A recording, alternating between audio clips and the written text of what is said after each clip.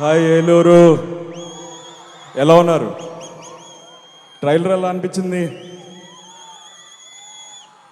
So Bhairavam ఈ cinema నా కెరియర్లో ఒక చాలా special film.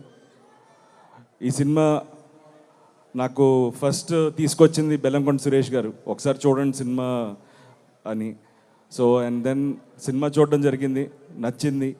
And then Vijay director అనేసరికి ఐ వాజ్ వెరీ కాన్ఫిడెంట్. తన ఉగ్రం కానీ నాంది కానీ ఎలా తను హ్యాండిల్ చేశాడో మీరు అందరూ చూశారు. సో అదే కాన్ఫిడెన్స్ నాకు ఉన్నింది.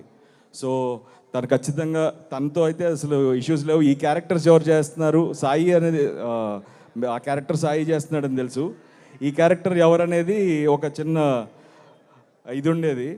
ఎప్పుడైతే మనోజ్ అని చెప్పారో ఇంకా 100% తడిగుడ్డేసుకుని కూర్చున్నాం.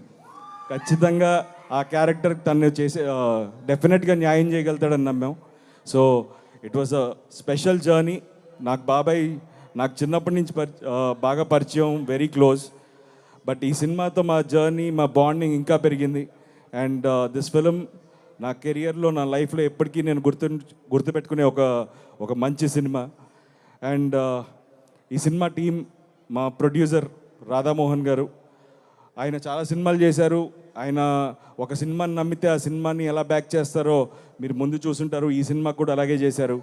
అండ్ ఆయనకి సపోర్ట్గా ఉన్న మా కో ప్రొడ్యూసర్ శ్రీధర్ గారు, అండ్ ద టీమ్, మా మ్యూజిక్ డైరెక్టర్ శ్రీచరణ్ పాకాల కానీ, art director Brahmakadali, and lovely heroines Aditi and Anandi and Divya.